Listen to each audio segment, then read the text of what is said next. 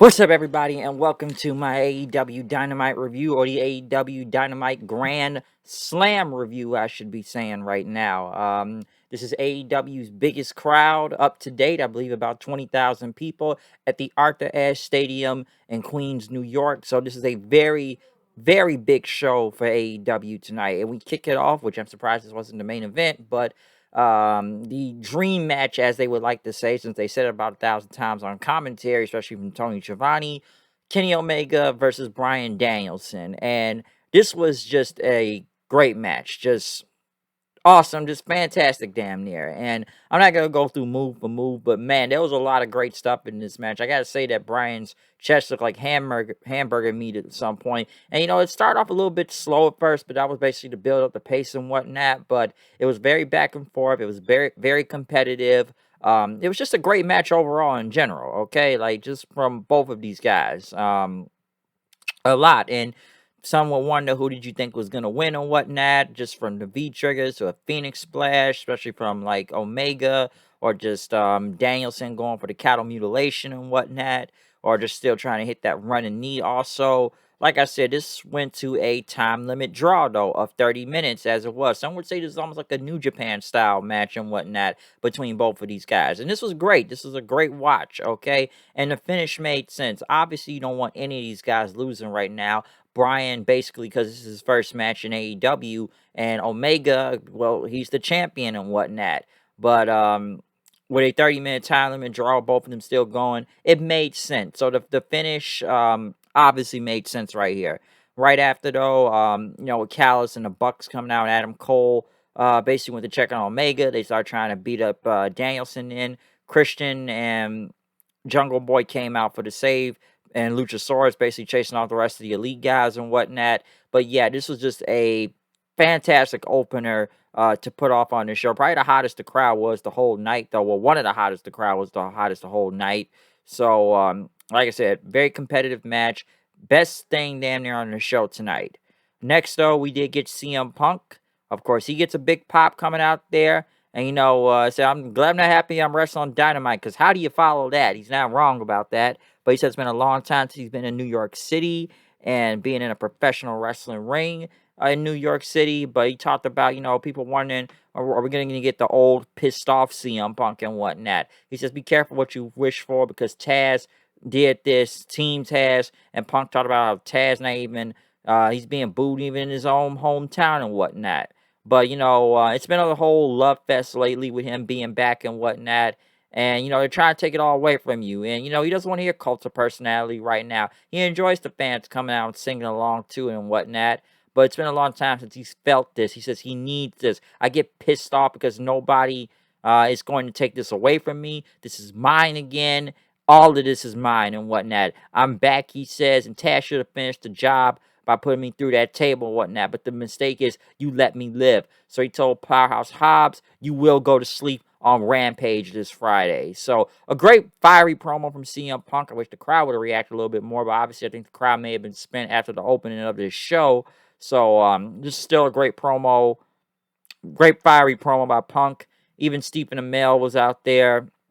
Green Arrow basically promoting the show heels, I'm assuming, too. So CM Punk went to shake hands with him. MJF went against Brian Pillman Jr. Very one-sided match, if you ask me.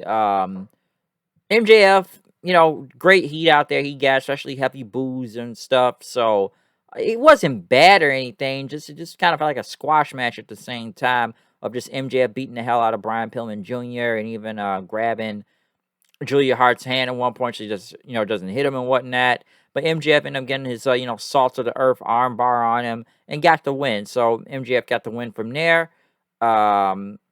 Chris Jericho and Jake Hager, by God, why did they give this man a microphone?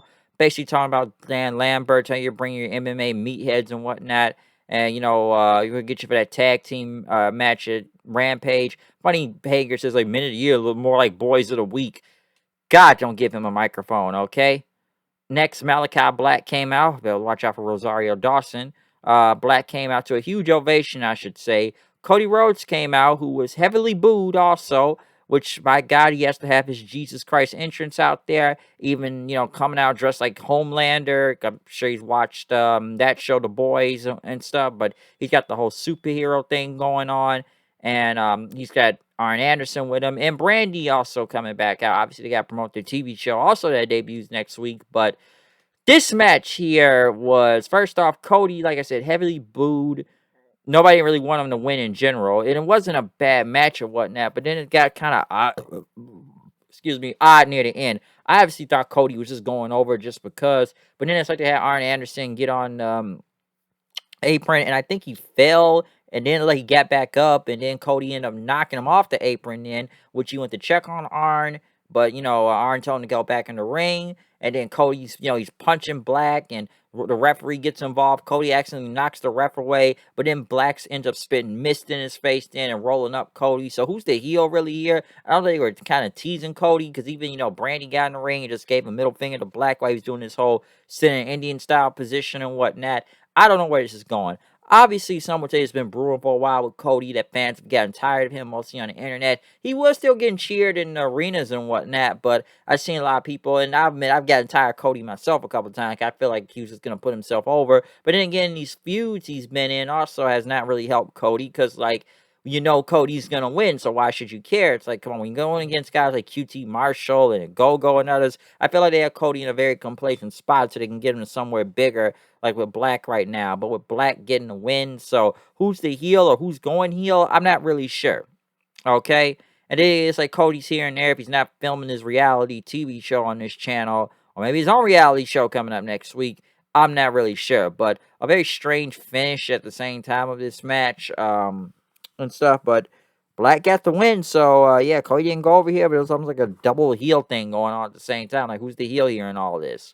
Sting and Darby Allin went against FTR, kind of had like the NWO logo going on right there. So I'm very which kind of funny, because like Tully's more like 4 Horsemen, and the Horsemen have fought the NWO, so wouldn't try to be like more of the Horsemen out here than try to be the NWO. As some would say, they kind of copy NWO because the New Day are doing the whole NWO Wolfpack. I know it's 2 different NWOs, but one's Wolfpack, the other one's Hollywood, but it's still NWO in general. So hey, Sting versus NWO again. So we're back to that again also. But Sting and Darby, like I said, they went against FTR. Sting, it's funny when they said for, saying you still got it. I said, when did Sting ever lose it, okay? Sting, obviously, just still going in the ring, Stinger Splash and whatnot, even rolling up out of the tombstone. Sting, taking him down to Scorpion Death Drop then, and whatnot, and he's going for the Scorpion Deathlock also. Darby does his coffin drop on the wheeler to the apron of the ring and whatnot, and Sting end up getting the wing with Hardwood tapping out to the Scorpion Deathlock and whatnot. So Sting, like I said, Sting's still the guy. People still love Sting. Like I said, when the fuck this guy ever lose it, I don't know, but Sting is obviously still the shit. Okay, in the main event though, we did get Britt Baker versus Ruby Soho for the women's title. Listen, man, I thought the match was good at best. I just felt like, come on, Ruby's not winning, okay? And they're saving that for somewhere bigger. So I never really thought in my mind that Ruby was ever going to win the title here. It wasn't a bad match. It started slow off first, and it took time to get the footing together and whatnot. But the match got better on as it went. So it was a pretty good match. I expected Baker, Rebel and Jamie Hayter to get involved also to help Baker win. So that's not really surprising also. So, yeah.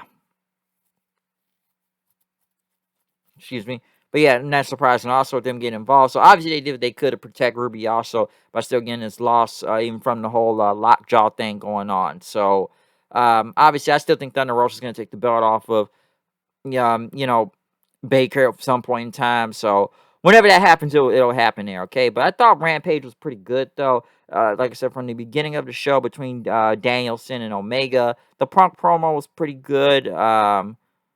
Rhodes, is he turning heel? I don't even know at this point. All right, I'm not even sure. Will Rhodes turn heel? Who knows?